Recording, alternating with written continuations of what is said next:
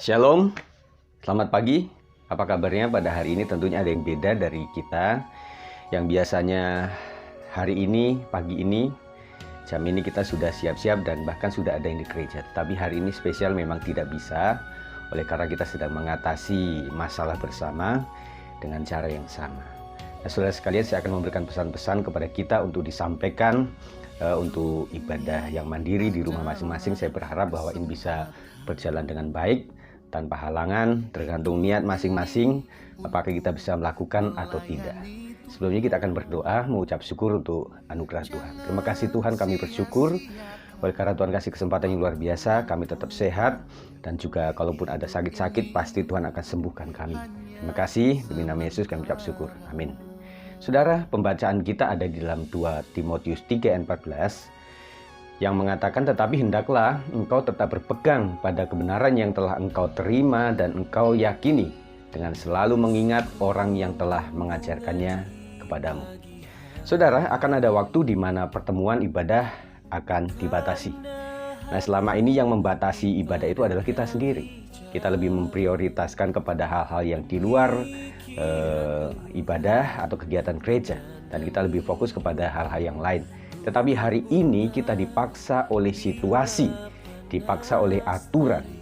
Nah, kita menggambarkan bahwa kalau memang suatu kali ibadah itu ada pembatasan-pembatasan, pasti harus ada yang kita harus persiapkan. Peran tetap mengingat pesan-pesan firman Tuhan yang telah disampaikan menjadi penting. Nah, selama ini apakah asupan firman Tuhan masuk dalam hati kita atau tidak? Nah, kalau masih masuk, masih ada, tentunya situasi pun kita berada, dimanapun kita berada, kita tetap mengingat firman Tuhan. Ada apa tentang kejadian di dunia, kita akan selalu sandingkan dengan firman Tuhan yang berkata ini, yang berkata ini. Tetapi kalau orang tidak mendengar firman Tuhan dan menyimpannya dalam hati, tentunya ketika ada masalah secara lingkungan kita, sekitar kita, pasti yang kita ingat pasti hal-hal yang lainnya. Nah, saudara, oleh sebab itu pada saat ada kesempatan, mari kita gunakan dengan baik. Pada saat seperti ini baru kita rindu untuk ketemu dalam ibadah gereja. Nah, selama ada kesempatan bebas, kemana kita? Nah, itu yang menjadi penting buat kita sekalian. Nah, saudara, pada saat pembatasan seperti ini akan dibedakan kita ini atau jemaat umat Tuhan yang setia dan tidak setia dalam merespon keadaan. Nah, respon itu macam-macam. Dalam menghadapi virus corona seperti ini, apakah seseorang atau jemaat Tuhan atau umat Tuhan itu lebih percaya kepada Tuhannya atau lebih percaya kepada virus? Lebih memperkatakan Tuhan yang besar atau masalah yang besar? Lebih memberitakan kabar yang baik atau kabar yang buruk? Saya melihat di beberapa postingan-postingan itu akan terlihat siapakah orang-orang yang lebih fokus kepada masalah virus atau lebih fokus kepada Tuhan yang sanggup melalukan virus-virus tersebut. Nah, saudara sekalian, apakah umat Tuhan itu lebih memperkatakan imannya kepada Tuhan yang melindungi, menyembuhkan, bisa memulihkan juga, atau malah lebih memperkatakan ketakutan dia melalui pribadi, lepas pribadi, atau melalui medsos, status, atau apapun yang dia tuliskan. Nah, saudara, kita akan kembali kepada pesan Alkitab tadi yang berbicara mengenai hal-hal yang saya sebutkan tadi, tetapi hendaklah engkau tetap berpegang pada kebenaran yang telah engkau terima. Saudara, berpegang kepada kebenaran firman. Di saat sulit, firmanlah yang menjadi pegangan, bukanlah kekuatan manusia, bukanlah apa yang disarankan oleh dunia ini, tetapi tetap apapun yang terjadi, saya ingatkan kita akan kembali kepada firman Tuhan. Saya pikir orang yang mengingat firman Tuhan akan lebih tegar menghadapi apapun. Bahkan sampai dia berkata, ya mati pun saya sudah siap. Tetapi buat orang-orang yang tidak siap, tidak memegang firman, tidak memegang janji firman Tuhan, tentunya akan lebih terombang-ambing, lebih mencari pegangan yang lain, lebih kepada mencari googling di mana-mana, mencari bagaimana mengatasi ini, padahal kita lupa bahwa firman Tuhan sudah berbicara banyak. Dan saya ingatkan bahwa Tuhan itu sudah menciptakan luar biasa dalam tubuh kita yang namanya imunitas atau yang namanya antibodi. Saya pikir banyak virus yang sudah masuk dalam tubuh kita, tetapi tanpa kita sadari bahwa antibodi itu sudah membuat kita menjadi kebal dan membuat kita bisa sakit, tetapi tidak sampai jatuh yang lebih parah, tetapi beberapa hari sembuh. Nah, itu adalah anugerah Tuhan. Demikian pula, saya pikir dalam masa-masa seperti ini adalah ada resep-resep untuk meningkatkan antibodi kita. Yang pertama adalah bagaimana hati yang gembira. Kita merespon secara positif, hati kita tetap sukacita, itu adalah obat yang paling manjur. Yang kedua adalah memperkatakan firman saja. Katakan, sesuai yang kau katakan, sesuai yang kau imani, itulah yang terjadi. Makanya kita harus fokus kepada perkataan yang menyembuhkan, perkataan yang memulihkan, dan bukan perkataan yang memang merusak atau bahkan menjadikan seakan-akan bahwa ini adalah masalah yang tidak bisa teratasi bahkan oleh Tuhan. Nah, saudaraku, dikatakan bahwa dunia dan segala isinya akan lenyap, tetapi hanya firman Allah yang tinggal tetap. Nah, saya pikir tidak cuma firman Allah yang tinggal tetap, tetapi orang yang bersama firman, menghidupi firman, lakukan firman yang akan tetap tinggal selama-lamanya. Raga ini sebatas di dunia. Setelah meninggal tidak ada artinya. Dan kekayaan, harta benda, apa yang kita miliki adalah sementara di dunia, yang akan hilang, lenyap, begitu saja. Nah, saudara, ini menggambarkan situasi terakhir ini bahwa orang bisa memiliki apa-apa, bisa memiliki harta atau apa, tetapi ketika dia tidak bisa membeli barang yang dia harus beli, maka kesulitan juga, apalagi yang tidak punya uang. Nah, saudara, ternyata apapun yang dibangun oleh manusia selama ini ternyata ada hubungannya dengan manusia lain, dengan wilayah lain, dengan provinsi lain, dengan negara lain. Nah, ketika sudah dibatasin, apalagi sampai lockdown, itu menjadikan orang tidak berkutik lagi. Sehingga orang berpikir, masalah ini bagaimana? Kau punya duit, tetapi nggak punya barang. Akhirnya akan kembali kepada ya sudah, kita berdoa saja kepada Tuhan. Ketika seseorang sakit, dan kemudian dia mendekati atau berkunjung ke rumah sakit untuk cek, dan dikatakan bahwa sakitnya agak parah, lalu rumah sakit menolak, dan akhirnya orang berpikir, ya sudahlah, kita doa sama Tuhan. Ketika anak-anak kita rindu untuk datang ke gereja sekolah minggu, dan akhirnya orang tua berkata, nak, hari ini kita belum bisa, mari kita berdoa bersama di rumah. Nah, ketika masalah keuangan juga, karena masalah ini juga masalah, ada yang pendapatan itu memang per hari, dan berkata, gimana kita harus mendapatkan uang dari masalah situasi yang sedang terjadi. Akhirnya mereka berkata di keluarga itu, ya kita doakan saja kepada Tuhan. Dulu kita berpikir bahwa pendeta-pendeta senior kita terlalu mudah mengatakan setiap ada masalah, konseling, selalu dia berkata berdoa saja kepada Tuhan. Ternyata resep itu tetap ada sampai sekarang ini. Sekarang orang harus kembali kepada Tuhan. Dan saya percaya bahwa wabah ini diizinkan oleh Tuhan untuk membuat semua manusia teringat kembali, melek kembali bahwa tanpa Tuhan mereka tidak bisa.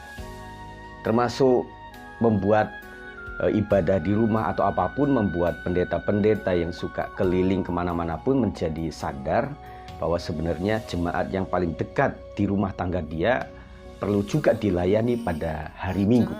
Selama ini hari Minggu mereka ada di mana-mana dan tidak ada di rumah tangga. Nah, hari ini mereka ada dan mereka mungkin mengkhotbahi keluarganya sendiri. Bukankah indah ini? Nah, saudara, hanya orang yang melakukan firman Tuhan yang memiliki iman yang kuat. Roma 11 ayat 17 mengatakan, jadi iman timbul dari pendengaran, dan pendengaran oleh firman Kristus. Nah, saya pikir saudara, apa yang dikatakan orang, apa yang dipikirkan orang, apa yang diperbuat orang dalam situasi tidak bisa beribadah, tidak bisa bertemu dengan yang lain, nanti akan tersirat melalui, saya katakan tadi, secara zaman now, status-status yang dia tuliskan itu, apakah itu wujud dari iman dia. Karena saya pikir iman itu memang tidak instan juga. Nah, selama ini iman timbul dari masalah yang ada sekarang ini adalah oleh karena pembangunan iman, oleh karena pertumbuhan iman dari minggu ke minggu, dari hari ke hari yang sudah dilakukan selama ini. Bagaimana seseorang bisa memiliki iman yang baik, iman yang tepat, iman yang murni, jikalau dia bukan dasarnya adalah firman Tuhan. Tidak. Itu cuma motivasi saja. Kamu bisa, kamu bisa. tetapi hanya memotivasi yang lahir bukan dari firman Tuhan. Nah, orang menanggapi masalah yang ada itu kalau basicnya pemikirannya adalah dari firman Tuhan, lebih mantap dia. Karena dari hal yang terjadi ini adalah ada beberapa hal yang boleh kita ingat. Yang pertama adalah bahwa semua yang terjadi pasti tidak di luar penglihatan Tuhan. Pasti Tuhan sudah izinkan itu. Nah, saya percaya ketika setiap izin Tuhan dilakukan secara merata, tentunya Tuhan akan spesifikkan sendirikan orang-orang yang percaya. Tetapi bukan berarti kita menghakimi anak-anak Tuhan yang memang meninggal karena wabah ini. Tidak. Karena buat saya pribadi adalah bukan masalah cara matinya seseorang, tetapi cara hidupnya seseorang sebelum dia mati. Kalau memang dia takut Tuhan dan kemudian dia harus mengalami ini, ya tidak masalah. Yang penting cara hidupnya sudah benar di mata Tuhan.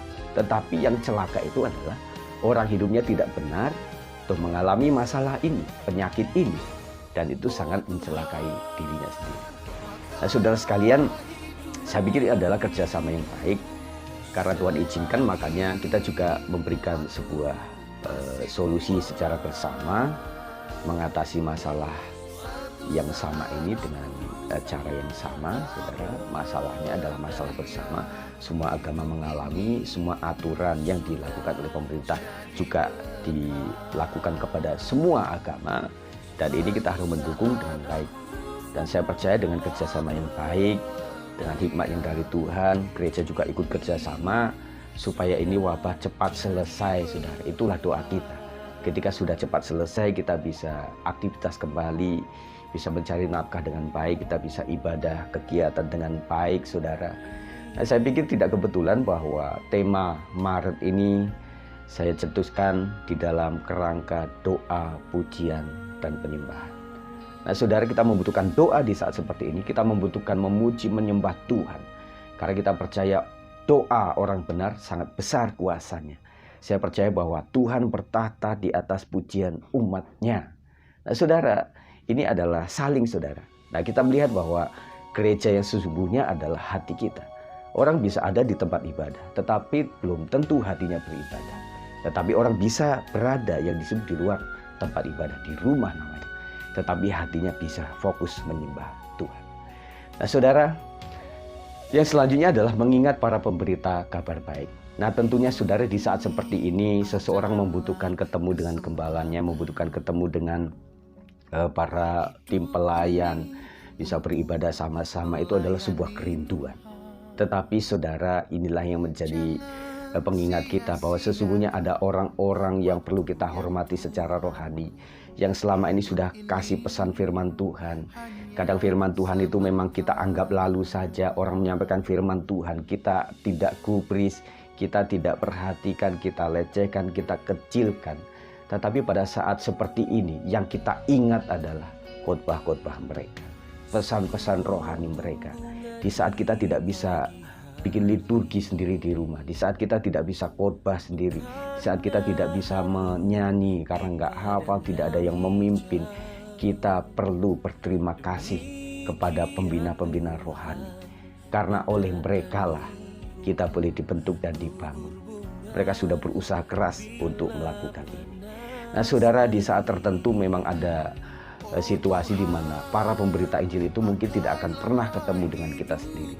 Kalau tidak para penginjil, pengkhotbah, gembala yang mendahului kita, mungkin kitalah yang mendahului mereka. Tetapi paling tidak, saya tetap percaya bahwa firman Tuhan yang disampaikan tidak akan pernah kembali dengan sia-sia. Nah, saudara sekalian, kita belajar ke depan setelah wabah ini selesai. Kita ketemu lagi, kita punya kesempatan lagi. Saya pikir akan terjadi pemulihan luar biasa, sehingga membuat mereka mengetahui arti penting daripada ibadah itu sendiri. Mereka selama ini tidak memperhatikan ibadah. Mereka hanya mencari apa yang mereka perlu cari. Dan kemudian ketika masa seperti ini juga akan hilang. Tidak ada harapan lagi. Para pengusaha, pebisnis susah. Para karyawan susah. Para buruh susah. Semua orang menjadi susah. Dan akhirnya ujung-ujungnya adalah semua manusia kembali kepada Tuhan.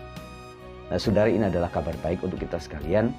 Semoga setelah wabah ini Jemaat mulai antusias untuk ibadah. Pelayan Tuhan mulai menggunakan kesempatan untuk melayani dengan baik. Dan kemudian gereja-gereja mulai dipenuhi dengan umat Tuhan yang rindu menyembah dan memuliakan Tuhan. Tentunya di balik semuanya, Tuhan sangat baik. Dan biasanya sebelum ada kemuliaan, pasti ada penderitaan. Sebelum ada mahkota, pasti ada sebuah perjuangan. Sebelum ada piala, pasti ada latihan, perjuangan, dan bertanding. Ini kita sedang bertanding bersama-sama. Saling mendoakan, saling menguatkan. Tuhan memberkati. Kita akan berdoa. Terima kasih Tuhan. Kiranya berkat Tuhan melimpah atas semua jemaat, dilindungi oleh Tuhan. Dan biarlah Tuhan akan naikkan antibodi yang ada pada tubuh mereka tetap sehat, kuat. Perlindungan Tuhan dan tidak mencobai Tuhan. Pasti kami akan dilalukan daripada wabah ini. Tuhan Yesus memberkati.